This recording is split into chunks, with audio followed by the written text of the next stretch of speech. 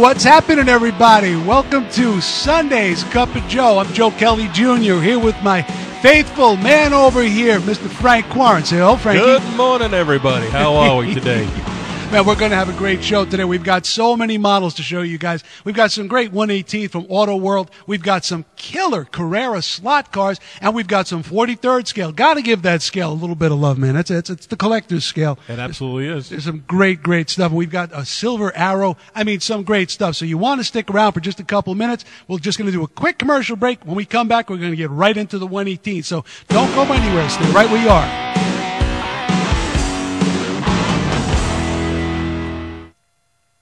Now you can bring your favorite magazine with you wherever you go. With Diecast X Digital Edition, collectors can read the pages, browse reviews, and interact with the model collecting hobby in ways that they've never imagined. Diecast X Digital Edition brings the industry's largest circulation diecast enthusiast magazine to your home computer, iPhone, iPad, network-enabled tablet, or mobile device anytime, anywhere. Zoom in on text and photos, watch video reviews of your favorite models, enjoy interviews with personalities and industry insiders, and see the hobby come alive. Go to dcxmag.com for more info. Diecast X Digital Edition, your favorite magazine, anytime, anywhere. Like ready to display model cars? Want to see the best coverage in print, on video, and on the web? Subscribe today to the largest circulation diecast magazine in the industry. Diecast X brings collectors face-to-face with all the latest collectibles, trends, designers, and manufacturers. From resin to diecast to white metal and more, Diecast X magazine focuses on what collectors want in every scale. Diecast X, the passion, the products, and the personalities. Subscribe today at areastore.com or pick up a copy at your favorite bookstore or newsstand. Hey, everybody, back in the studio. What's happening? What an unbelievable couple of weeks we've had. I mean, getting the next issue of the magazine together. And as part of that, we took a trip up into Connecticut to visit a really special guy. Remember that, huh? Oh, yeah. Got a chance to meet Mr. Wayne Carini of F40 Motorsports. You guys may know him from Velocity Channel's show, Chasing Classic Cars. You know, it's always kind of a hard thing when you go up to meet somebody who's got a TV show. You never know what you're going to get. You know, sometimes egos get involved. I got to tell you something. This is one of the nicest guys I have ever met in my life, and he was more than gracious. And I want to thank him. In every sense of the word. Oh man, and the cars. Absolutely great. The cars were like insane. Oh, yeah. He pulled up a pair of chairs. He put it in front of that Mercedes to do the interview. Yeah, the $240,000 Mercedes.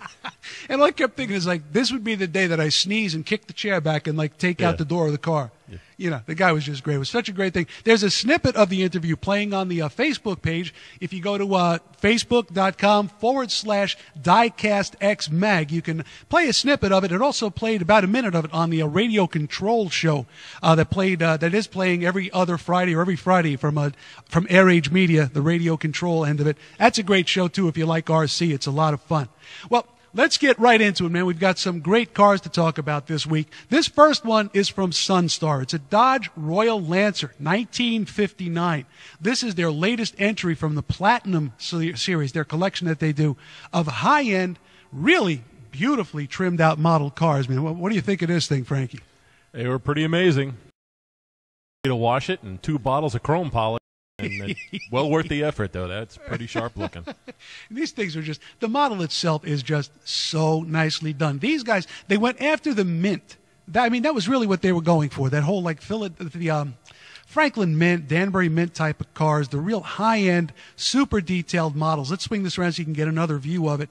And I have to say, for the price point, these cars go for about $100. They are worth every penny of it. I mean, it's got full functionality. Opening hood, obviously, opening doors, opening trunk, and every hinge on the car is realistic. You can see it's got the spring and scissor hinges up in the front. It's got a working suspension. It's got tilting sun visors, an opening glove box. Now check this out. The seats, not only do they tilt, they also pivot outward. Chrysler Corporation thing where you can swing the seats out to the side. Much like the Thunderbird had the same thing. Yeah, the T-Bird had the tilt-away wheel. Yeah. Oh, no, I'm sorry. It was a Monte Carlo that had the seats that would turn out. Oh, the later model Monte Carlo, which I thought was very convenient, actually. Made it a little bit easier, right? Yeah, absolutely. They've done a killer job with this thing. Should I get a walker someday? I might look one of those up. I mean, check this thing out. Look at the chrome trim on this. There's like acres of chrome on this car, and they just do everything so neatly. You know, at the very beginning when they started the series up, there were some hits and misses. You know, there were some QC issues, mostly with the foil badging that these guys used to put the name of the car out there. I mean, everything was scale correct, and they would do such a great job. But on this one, I don't see any issues worth noting. It's just a beautiful piece. Very early production sample. Let's pull it up on the microscope camera and get close up to some of the details. Here, check out this headlight assembly. I mean, not only is it beautifully lensed, let me see if I can focus that in just a little bit better. There we go. Beautifully lensed. Look at that photo-etched grille. I mean, what a great job they did with that. Everybody was struggling with the 4 headlight requirement from the federal government, started in 58, right? That's right, So 58. changed the modeling and then styling for all the cars. Oh, yeah, no, it was a big changeover. This one comes across in poppy and pearl white. That's what they call it. But this one's also got a little bit of a secret weapon going on. Let me see if I can tilt this forward, get the microscope lined up just right for it. There is, under the hood, the 383 cubic inch, 340 horsepower D500 engine. This thing was killer. Dual quads? Dual quads, dual 4 barrels. And this was just a heavy duty engine on a car that was like 5,460 pounds, something like that. Right. But still got up and walked. I mean, when you stepped on it, you know, it really did the job. Look at those spring and scissor hinges on the hood. How nicely done the chrome trim is on the car. Let's go right into the inside. Were those remote mirrors on those cars, or you have to like stand up and reach out of the front to adjust them as you were driving? There were options on this car for just about everything. One of the options that it had, which was kind of cool, was a foot-operated windshield wipers. Why? I have no idea. You would, press down on the foot, and away it would go. Hey, we've got some cool guys on the show. Look at this over in the chat. Not only do we have Charlie Castro, who was my man, Charlie C. LaSalle. He's the guy who I was in bands with Charlie, starting with the Frankie Carr Band back in the 1980s. Going through Broken Toys, we played the city a lot. This guy's a master musician and a good friend. And, welcome aboard. Yeah, Charlie, it's good to see you, Glad to have you here. Good to see you. We've also got Paul Biddle out there. Paul Biddle is the toy collector, the toy peddler. Man, let me tell you something. He stepped into a large pile of let's say good luck. A couple of days ago, he buys collections. He's one of these guys who buys and sells collections, and he found a model that was incredibly rare. And I'm not going to get into the details because I'm not sure what he wants to do with it. I don't need this guy to have his phone ringing off the hook, but it's one of these guys that he really stepped in it big time. And man, I got to tell you, I'm excited for you. I hope you get home for that car and hope you find one soon. It's very, very, very cool. I'll tell you about it off camera. Yeah, cool. It's the kind of thing that happens. All right, back to the model. Man, we're just all over the place this morning. Look at this huge open trunk and the way they cast underneath to look like the bottom boot where the convertible top would be. Now, this car is, of course, the top down, and this is what Sunstar does. They give you the top down version, then they'll do a convertible with an up top, all fixed in place, and then they'll do a hard top sooner or later. Going back over to the microscope, look at the custom Royal badging on the side, on the beginning of the fin, and just the level of finish all the way around. It's just a really well-done car. Let's take a look at the dashboard. We'll spin it around. I love the dual aerials in the back. Oh, so yeah, you get better reception for that AM radio. Think of Europe. Yeah, this thing. Look at how finely done the dashboard is. I love the steering wheel. Oh, yeah, the steering wheel. You know, we misspoke on the last show and talked about it. I said that all the cars had squared steering wheels in 58. Not necessarily true. Not necessarily true. We were corrected on that from some Chrysler guys. And, that's pretty much the thing I want to put out there, guys. If we misspeak, if we say something wrong, if we've gotten our facts incorrect, do us a favor. Email us. Email me, Joe K at airage.com. Set us straight. We'll make the correction on the next show. The idea about this show is to talk about the history, but also get the models out there and just celebrate how cool these things are. So, yeah. Great dashboard on this. Let's get back to the taillights on this, which are just so cool. Here we go. This, again, Sunstar Platinum Series is probably one of the best values for the buck. Those are killer. Oh, yeah. They just do, and they do great cars. So we wish these guys the best. I'm going to pull it around one more time so you can see the trim on the front fender, which is just really, really, look at that, how crisp that is. These guys really do a great job. So there we go. Currently on the market, we're looking at a price point of about $100, worth every penny of it. $94.95 is the actual MSRP that they put on these cars, and I mean for $100, great on the shelf. You really, really like it. Yeah, it's definitely a nice piece. All right, let's change over. Let's get a little funny car action happening here. Let me get this one out of the way and pull the next car up, which is a new casting for. There we go, for Auto World. This is just a killer-looking model car. Something that takes me right back to the days of the old drag papers, the drag magazines. This is the Jungle Jim 1971 Camaro funny car by Auto World, on the market for about $95.99. That's the MSRP on this. What a cool-looking car. It's got the plastic body.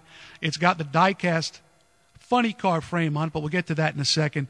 Jim Lieberman is number 17 of the top 50 NHRA drivers of all time. His most famous thing, aside from Jungle Pam, who used to back his car up and stage the car, nice. Pam Hardy. Oh yeah. Oh, there's like websites devoted to her, and justifiably so. Justifiably so. He would do burnouts, then he would drive backwards at 100 miles an hour. He'd go back to the burnout box at 100 miles an hour. At 100 miles an hour. That was just to get the brakes warmed up. Yeah, you want to get everything Well, official. that's the automatic adjusters on the rear brakes. You needed to do that. Go backwards to make them happen. Just crazy stuff, man. It's such a cool-looking model car. It's a new mold set for Auto World, and it's just beautiful. The thing about these models is that the paint on these, because they're composite body, I'm just going by the company line saying composite. To me, it looks like it's resin. It feels like it's resin. It's just so beautifully done. Take a look at this up in the front.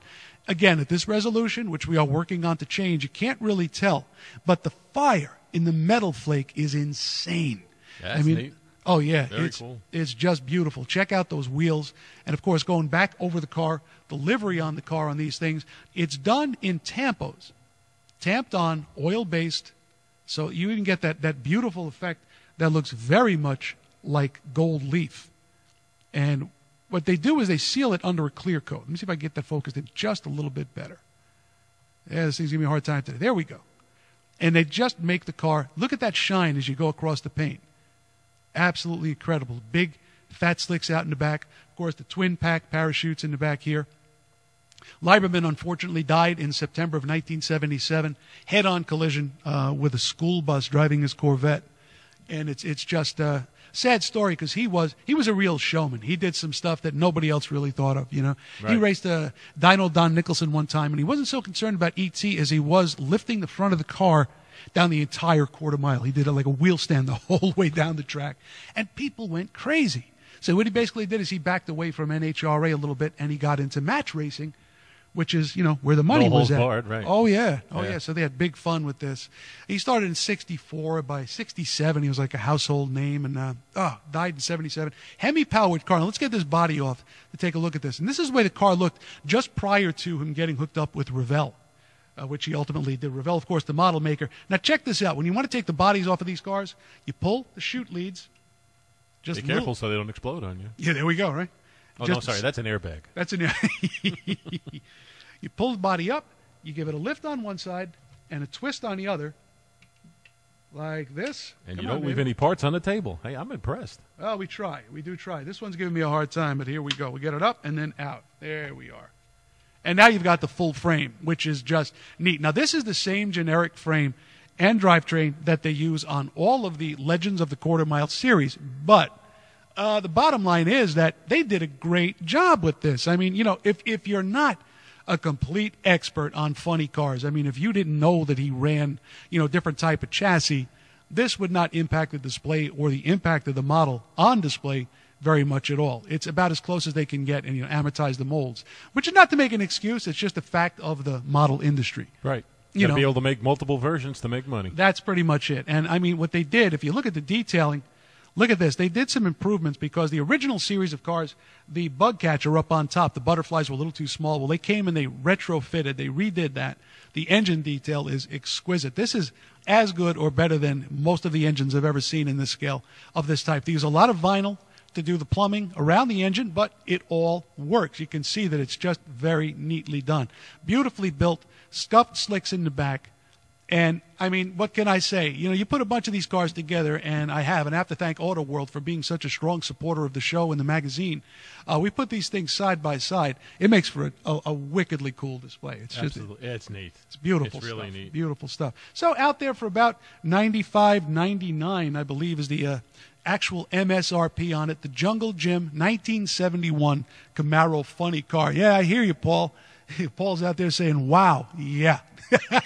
You put a bunch of these side by side, and you just, it's mind-numbing. I mean, it's really, really Makes you cool. want to get out the cotton balls to make the fake smoke coming off the wheels, you know. You're giving away my secrets, man. I've been hanging here for a while. I understand how this works. The only thing is I have to stop making those engine noises that keep spitting all over the cars. It's nasty. It's just absolutely nasty. Check this one out. Now, there's a little backstory behind this. Of course, this is Shirley Muldowney's funny car. This was the Bounty Huntress. Now, she came out of Schenectady, New York. She got her NHRA license in 1965. She weighed all of like 95 pounds. Hence her winning record. Oh, man. The power to weight ratio just Well, went up guys complained about that. Yeah, a lot of drivers really complained about that, but she really just made her bones. You know, she was that good a driver. She paired with Connie Kalitta from 1972 to 1977. This is the car that she would have been racing around that time, or one of the cars she would have been racing around that time. Ultimately, after leaving Kalitta, she won the Top Fuel Championship in 77, 80, and 1982. Bad crash in 1984 kind of put an end to her career for a little while. You know, but you actually had the pleasure of meeting her, didn't you? I had the pleasure of meeting her. She is, I mean, one of the nicest ladies. It's kind of a theme, you know, and because I'm stupid and because I'm hard of hearing, we walked in. It was at a house party thrown by C.J. Kramer, who was the head of the Diecast Space Hall of Fame. He came out to RCX last year. There was a big party up at a house in Long Beach. And I walk in, and here's this woman serving people roast beef, you know, from the catering. And I'm going, that's Shirley Muldowney. And she said, hi. I thought she said, my name is Kathy. Nice to meet you. Because there was so much noise, and I'm really hard of hearing. So I went outside going, no, you can't make this stuff up, folks. Trust me. I thought it was just incredible. But when I went back in, she reintroduced herself, and we had a great conversation, and she is an absolute doll. She's an absolute doll.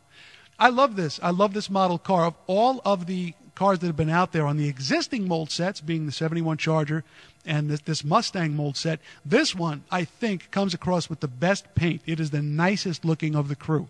You know, it's personal taste, just my opinion.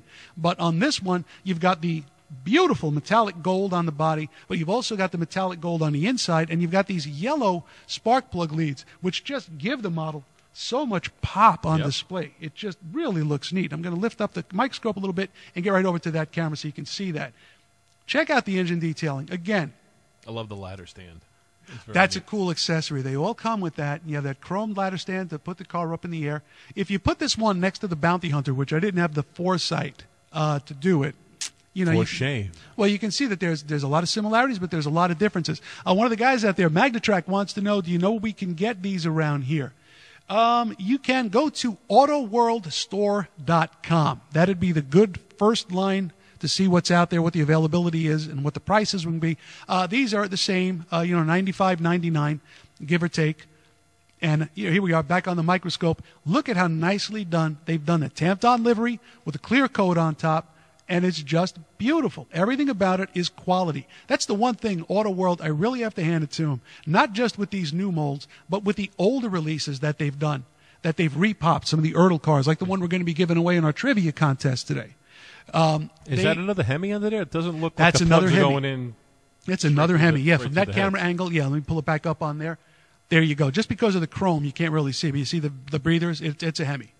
It's a blown Hemi. A lot of nice steel wires up around the top by the injectors. I mean, and a rubber fan belt, rubber dry belt.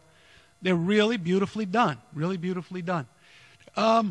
Nice piece, and they just do a great job. Even the ones that they repop, like that Mustang that we're going to be giving away, they take an Ertl mold and they paint the heck out of it. They just do phenomenal work on these cars. So yeah, another nice piece. That one's on the market for about $95.99. That's the MSRP on it. It's a trip. You need about a half a dozen of those on the shelves right next to each other. Really nice collection. That's what it is. You put these cars side by side, and you get just an image, and it makes it like a complete. Here, yeah, Megan, I'm going to give you guys a treat. Hold on one second. Let's go to this camera. I want you to say hello to the lovely Megan Quarant, who is monitoring our sound today. Here we go. Say hello, Megan. Megan, of course, is Frank's daughter. She's a lovely young lady who is just helping us out today because, you know, we want to make sure we get the best quality sound out to you guys while the show is live. All right, so let's go back. Let's take a quick look at this piece, which is one of the coolest, if not the heaviest models that we've gotten in a while. This is Mini Champs 1/18th Sterling Moss SLR, Mercedes-Benz SLR. It's on the market for $135. You can spot this model from like across the room, man. Absolutely. This is a day glow thing going on here. I want one. I don't blame you. I want the one-to-one, but yeah, well, that's about realistic. $1 million, man. Yeah. That's about $1 million for that car. 5.4 liter, 650 horse. Yeah, right. I know a guy who knows a guy. 0 to 60, 3.5 seconds, 217 miles per hour. Now, that's not the fastest car, but this one has no windshield. right. So bugs in your teeth takes on a whole new meaning. That's it. You hit a cicada doing 217 miles an hour. Coming out the other side. It's not going to look good. No. Yeah, there's going to be something nasty going on there. It's just gorgeous. I love the paint on this thing. Check this out. Curiously, the model has got sealed doors. It has an opening trunk. It has an opening hood to show the engine, and I'll show you that in a second, but it's got sealed doors. Don't know why that is. It just is. To me, it's not really the end of the world, but now check this out. Let's open up a couple things. Watch these tonneau covers. I'm going to go to the big camera. Here we go. Off comes this one. Now, these are resin pieces that come with the model, as is this brace that goes in the middle, and now you've got your interior. So, I mean, just a neat little trick. Isn't that neat looking? I mean, just a sweet looking car. Let's get a little bit of the interior. All carbon fiber detailing in there. There we go. Very, very nicely done.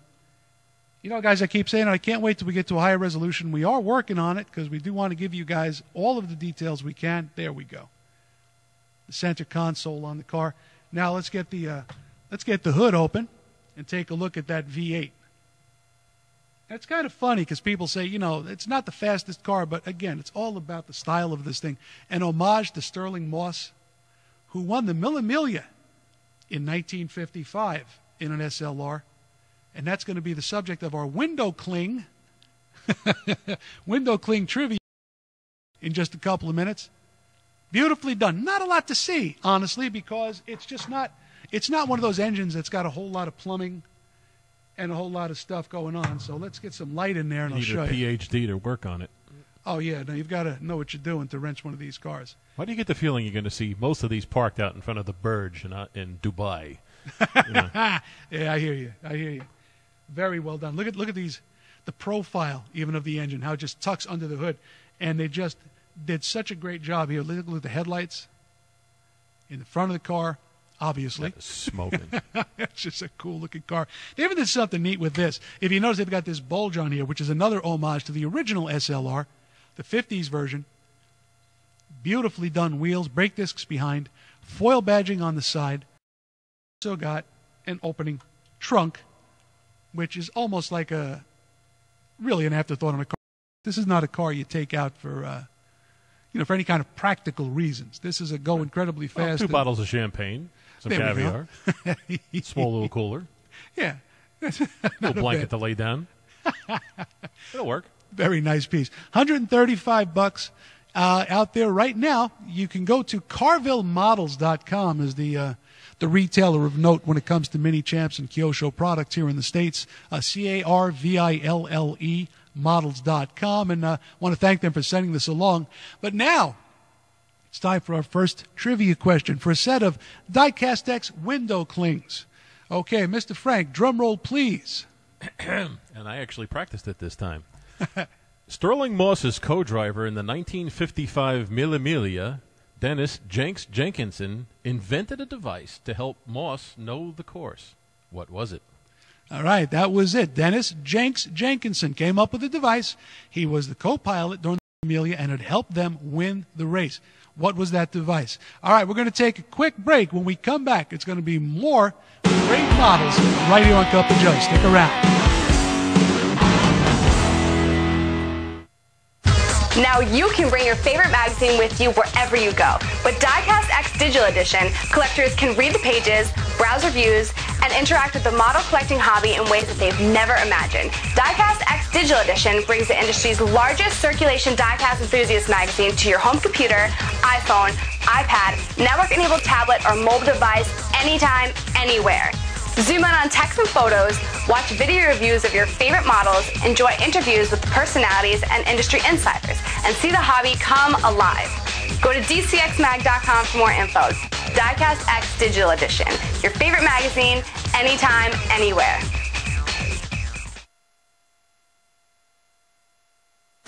Now you can bring your favorite magazine with you.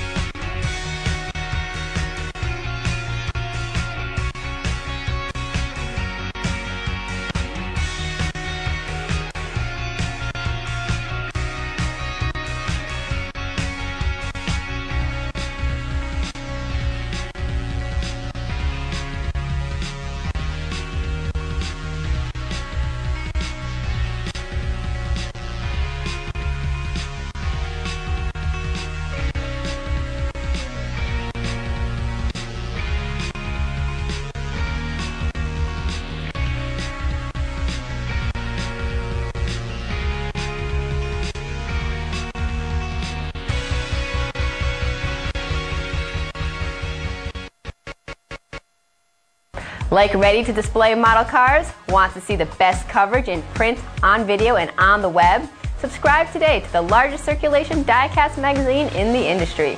Diecast X brings collectors face-to-face with all the latest collectibles, trends, designers, and manufacturers. From resin to diecast to white metal and more, Diecast X magazine focuses on what collectors want in every scale. Diecast X, the passion, the products, and the personalities. Subscribe today at airagestore.com or pick up a copy at your favorite bookstore or newsstand. All right. Hey, we have a winner out there. We're going to give it to Joe GTO, who was the closest. He's saying that it was a log of what was coming up. And yeah, man, that's pretty much it. Yep. That's a rolling map. A rolling map. It was unbelievable. He basically had 2 rolls of paper, and it went from the bottom to the top, and he just cranked them. And they said that the amazing thing was that this guy, he had, like, they said he was nerveless. In other words, he got in the car. Moss was a maniac driving that course. And the guy was just like, yeah, whatever. Right. He's going 150. On the other hand, he's rolling a map and reading it at the same time. Left turn, right turn. You know, he just it on. It was an amazing thing, an amazing development. All right, Joe GTO, what I'm going to need you to do, you just won yourself a set of Widow Clings. I'm going to throw in a 143rd Hot Wheels Elite Ferrari just because your name is Joe. How's that sound? Nice. Why not? I could be Joe too. Just what I need you to do, Joe, is please email me, joek@airage.com. Give me your handle, your Joe GTO handle. Give me your, obviously, your name and address and where you want the model sent to and the cling sent to. We'll get that out to you within the next week and a half. And that's the thing, guys. When we do this contest, we don't mail the models out the next day. Sometimes we still have to photograph them. We still have to do things to them. So we may have them for a few days. Don't sweat. If you have any issues at all with you didn't get a model or you're waiting for the model, contact me, joek@airage.com. We'll look into it because we do put delivery confirmation and tracking on all of these cars. We've been called many things. Deadbeats, however, are not one of them. No, not deadbeat is not in the vocabulary. Not in the vocabulary. It's coming, trust us. Now check this out.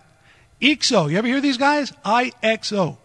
IXO is a company that does primarily 143rd cars, and this one it just grabbed me. This is something that Wayne Moyer is going to cover in the summer 2013 issue of Diecast X. It is a beautiful, beautiful model of a car that really was kind of a last gasp for Pierce Arrow before things really went south on him. 1933, they designed this car called the Silver Arrow. Let's get it up on the microscope because it is a 143rd. It's going to be kind of hard to see on the big camera. Let me just bring this focus in better for you. And I'm sorry if I'm making you guys seasick moving this little camera around, but there we go. I actually had the pleasure of seeing one of the real ones. Yeah, me too, man. Did you see it in Southampton when we were kids? No, I actually saw it at the Imperial Palace Auto Collection in Las Vegas. Wow. It was for sale. Yeah. Yeah. And it was absolutely amazing. It's just unbelievable. Well, they only made 5 of them. They made one, and they debuted it, and people went crazy. They sold for $10,000 a piece. They made 5 altogether. I believe 3 in 1933. That's a lot of wood. Yeah, man. Oh, yeah. V12 engine.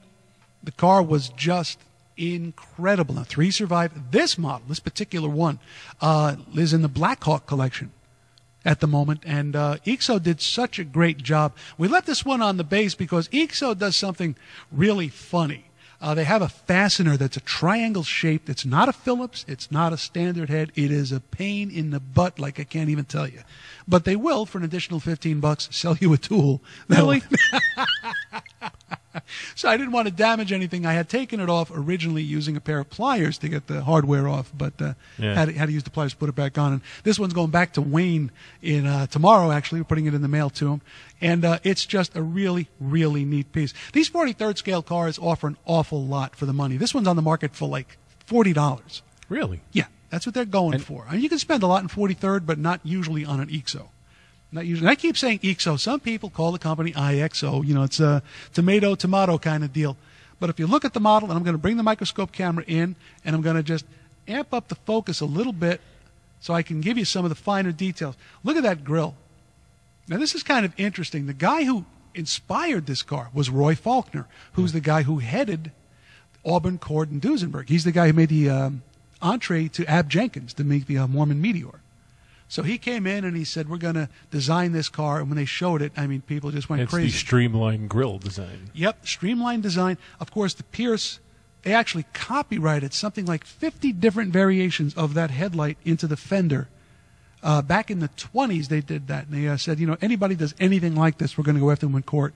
And nobody ever did. Nobody ever did. And do the driving lights follow the wheels on this car? I don't know. I don't know. That was a common thing. That was a common thing back then. They would link them into the steering. I don't know if they did on the actual, on the Silver Arrow. And they did a Silver Arrow in production in 34 and 35, but it was basically a gussied up standard Pierce, which was still a nice car, but it didn't have this beautiful streamlining and that really. The rear is incredible. Oh, yeah. Oh, yeah, this is all that in a bag of chips. They've done a great job. I'm going to try to get into the interior on this. You know, we have a hard time doing that sometimes, so bear with me. I'm going to shine some light from this side, and I'm going to put the microscope here to see, just see if I can get you in there for just a second.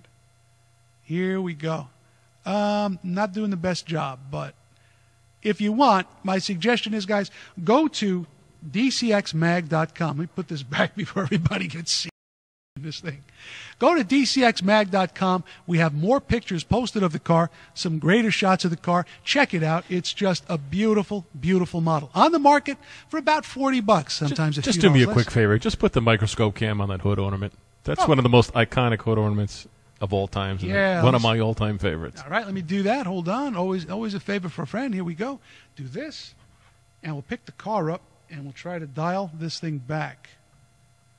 Come on. Okay, here we should have the focus. Now let's get it sideways. There we go. I love that. The Pierce Arrow, the Archer. How nice they've done that. Gives you an opportunity. Check this out, too. I always like these. Look at these spoke wheels, the dazzle on these things. It's 3 layers of photo etch all put together. Really nicely done. Really nicely done.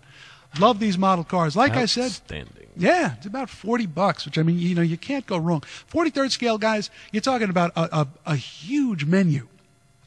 You know, I mean, it doesn't cost so much to tool them, but depending on how many are made and what materials they use and if they have to license, you can spend $20 on a 43rd and get a really decent model car. You can spend thousands on a 43rd. Well, we've seen a few of those. Those are but they're mind-blowing. Exquisite. You got to be a watchmaker to put them together. Well, that's the thing. You know, guys like Marshall Buck, guys who do the work that it's just meticulously done stuff, and it's worth every penny if you've got the pocket for that. You know, models like these are mass-produced. Right. You know, but the value for $40, that's a beautiful model. There's also a 118th of this car we've got on the shelves. I was going to break it out, but you know, time constraints. We got to keep it real. They take up very little real estate, so you can have a whole lot of them, Oh, too. God, you can have dozens of these cars, dozens of them. Let's get the microscope ready for this next car. We're going to do the broad shot first, just to give you an idea of the scale of it. It is this Brooklyn 1/43rd scale Packard 400 coupe. 400 was the hard top. It is Now, such was that the Patrician also? No. What no, was the not. deal with that? This one was kind of in the middle. There was the Clipper, which was the inexpensive Packard. It was like the entry-level Packard. Then there was the 400, and then you stepped up into the Caribbean. Right, but there was a Patrician also. A Packard Patrician? Yeah. I think of the same year. Very possible. Hold on. Let's go to the tablet. Let's go to the tablet, ladies and gentlemen. Anybody out there got a little help for a brother over here as far as what the Packard lineup was? This one, done by Brooklyn. Let's get it on the microscope. Check that out. Brooklyn they're a lot of fun, man. They're a lot of fun. These cars weigh, I kid you not. It's like 4 pounds, isn't it? No, it's not. If you break it, it's a great fishing sinker. No, I'm telling you, it is pure white metal. Everything on these cars, even the bumpers, the hubcaps, all the trim on the side, every piece you see on this car, with the exception of the windshield, the tires themselves, and the interior, is done in white metal. So what they do is they polish the white metal to look like chrome. It's just sweet looking. Now, I love the colors on this car. White jade. Sardonyx is the number. Sardonyx is this kind of salmon color that they're calling Sardonyx? Sardonyx, yeah. Don't ask me, I don't know. Wow, that sounds like a marketing name. Oh, yeah, no, for sure. Zesty. This car, 352 V8, made 245 horsepower. 7,200 of the cars were made. Had a push-button tranny, sold for $4,080. And, of course, Packard, at this point, they were getting to the last years of their run, by Right. 58 it was over. They did some beautiful, beautiful cars. Look at these cathedral taillights is what they call them. These really neat looking, there's just the shape of them and the size of them. These cars were beautiful going down the road. The Russians copied this design for their ZIL limousine. If you look at the front, that kind of like peaked headlights. They grabbed a lot of the design elements for that, and that was the hood doesn't open on that, does it?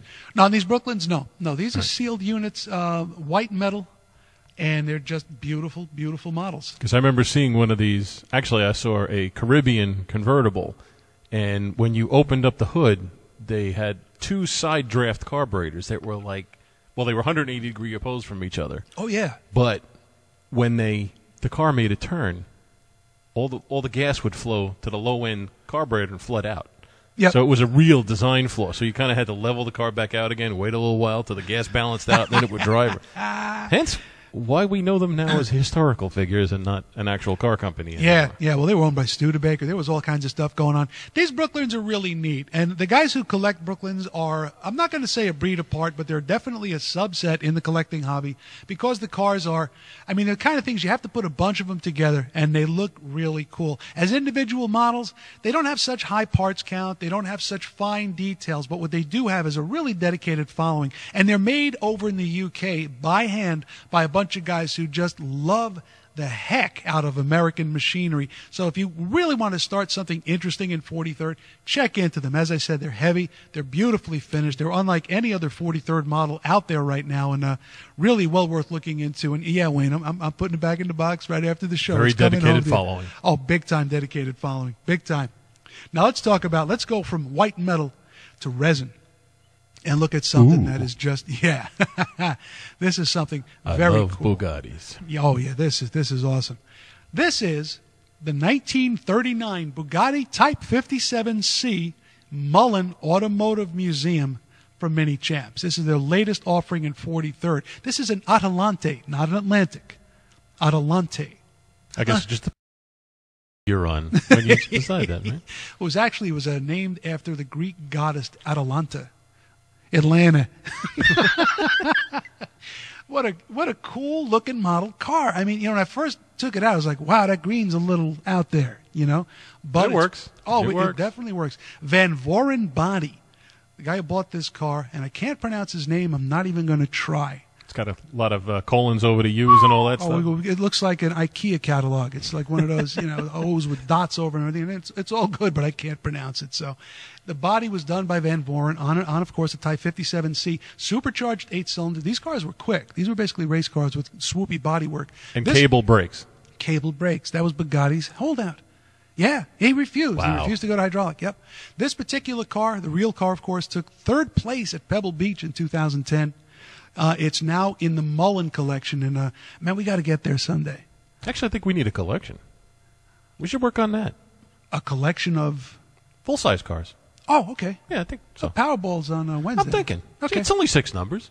That's Pick the true. right ones. How hard could it be, right? That's what I'm thinking. You want to share with these guys? Guys on the chat? Sure. Okay, why not? What a cool piece. These are on the market now for about $95 as part of the Mullen Museum selection. Now, they're doing 1/18 cars, too. Let's just pull up on some of the finer details, like this grill. I mean, they did a great job. Look at those yellow headlights. It's such a French thing. And the collection that Mullen has is called the French Curves collection, so it's all French cars in that particular part. The horseshoe radiator shell. Yep. Beautiful chrome. Not a lot. And then French yellow headlights. The French yellow headlights. Yep. Now let's go to the side here. Look at the louvers. Do they have like a moth problem over there? Why are the yellow headlights? I don't know. Too many bugs? I don't get it. I don't know. Here we go. Nice tail light detailing in the back. Now, a resin casting. Look at the resolution of this casting and how sweet and how clean it looks, how pretty it is. Nice separate pieces for the trunk hinges, the trunk handle, and gorgeous taillights in the back. Single exhaust poking out the bottom. And, man, I'm not having any luck with interiors, but I'm going to ask you once again to go to the DCXMag.com website and just check out the model, the interior shots we got. There's wood grain in there that is absolutely beautiful. I mean, the interior on this model is just really, really well done. These are on the market now for about $95. And 95 is the MSRP. Maybe you can do a little better. But what I suggest you do is go to CarvilleModels.com. Once again, check them out. It's a nice little model car. Now, remember, if you're an 18th scale guy, they're going to be coming out with these cars, many of them, if not all of them, ultimately, in 1/18th resin. We saw one of them just a couple of days ago. We covered it on the last show, actually, the Xenia. And that thing is gorgeous, gorgeous stuff. Really out there subject matter, and that's what's really cool about this scale. That's what's really great about this manufacturer, is they make some really nice stuff. Now, Mini Champs also represents Kyosho here in the United States, he says, hoping for a good segue. And and this one came along from Carville, from Mini Champs, and this is kind of neat. If you like new luxury cars, this is a 2012 Rolls-Royce Phantom extended wheelbase. Because it wasn't big enough to start with. Yeah, they made it longer. Well, I'll tell you what they did is they debuted the car. Let me see if I dial it in just a little better. They debuted the car in Beijing, so they know where the market is for these cars. I have seen one of these. I was down in Chinatown having lunch with my mom, and I stepped out of the restaurant, and a white one hauled up to the curb. Nice. And they do stop traffic. I mean, people. Well, we are fortunate to have a Rolls-Royce dealer not too far from here. So yes, it's true. We And could saunter in someday. Yeah, that saunter is the word. More like sneak. I think it's got some really cool stuff. I know that, like, in the passenger rear doors, there's like Rolls-Royce umbrellas inside the doorways. Yep. The hood ornament disappears when the car gets shut off. Yep. The Rolls-Royce badging on the rims stays up and down. It's gyro balanced, so it always stays in the same orientation. Yeah. Oh, it's great, which is something really crazy when you see that roll by. See some stuff on the chat. Paul's giving us major props about no prop is needed here. Well, I'll tell you, Paul, to be completely honest, before every show we do a bit of research because, we want to get as many facts straight as we can. We want to make sure we're shooting the truth and speaking the truth out there. But a lot of what you hear between the cold facts and figures, that's just, coming out of the fact that we love cars and we love toy cars. And we appreciate it, man. We appreciate that a lot. I wish Jay Leno was hanging out in the scenes, in the background. That'd be kind of cool. Be neat. Of course, he'd probably have my seat and actually give you some real information. This thing is really, really well done. I keep saying that because, hey, that's the kind of stuff we put on here. We don't want to put garbage on the show. And look at that face, how beautifully done that is. Now, when you turn the car off, the real car, the Spirit of Ecstasy, that lady disappears into the radiator shell. Right. Just kind of lowers. That's because if you break it off, it's only, like $3,000 to replace. Something on a ridiculous good day, like man. That. Yeah. That's if you know a guy. I tell you, the only issue I have with a car like this in real life is you want to drive it or do you want to sit in the back? You know, I mean, That's the thing. Yeah. it's really meant to be driven in, not for you to drive. Yeah, this particular one. Because the back of it is like driving around your living room. Oh, absolutely. But that's kind of the idea. Let's see if I can get give you an interior shot on this, because there's a lot of window glass. Here we go. We're just going to open up the focus a little bit, and there we are. Now get the flashlight in on the action, and go from the other side, and voila, there we go. Wood grain dash, beautiful tan leather seats. Of course, it's all, it's a faux texturing they put on there, but you see all the wood grain, every button and knob. Look how nicely done the handles are on the doors, the chrome trim. This is a pretty piece. We need to get one and have a driver named Percival to drive us around. You're not well. You realize I know that. Get him the hat, the little black suit. That's it. Yeah, set him up right. This is a nice piece, guys. I like it. It's on the market now for $99.95. It is a die-cast metal car that's just got some amazing detail on it, and it's just very, very nicely done. You can get these at the Rolls-Royce dealerships as well. So yeah, it's pretty cool. Okay. Well, you need a reason to go. Joe is asking a question. Joe GTO. And Joe, there is no such thing as a dumb question here. Look at the two of us. I mean, seriously, don't worry about it. Dumb question here. Is it okay to run HO slots on a 1/32 track? Too much power, will they be damaged? Thanks. Okay, here's the deal. It's not so much the voltage, but it's going to be the spacing of the pickups on the car. They may not fit on the track, but even if they did, the guide on those cars is small. It's made for a smaller groove. So you might be able to get the car to fire, and I don't mean that like catch fire. You might be able However, that would be really cool. But you can get the car to move probably if you can get everything to line up, but the car isn't going to really necessarily stay on the track, because when it gets to its first turn, that guide's going to be smacking around inside that slot, and the car's probably going to tumble off. So you want to stick with if you could modify the pickup on the car somehow, make it thicker, there's a good chance you could do it, but, iffy thing. As far as the voltage is concerned, you're looking at 12 volts. The car's only going to draw as many amps as it needs to run, so I wouldn't worry too much about amperage. But, yeah, I mean, if you want to try it, go ahead. I mean, I've seen guys run HO cars with car batteries, and you're talking about, don't drop anything metal on the track, man. Stuff will literally, fry. catch fire. Yeah.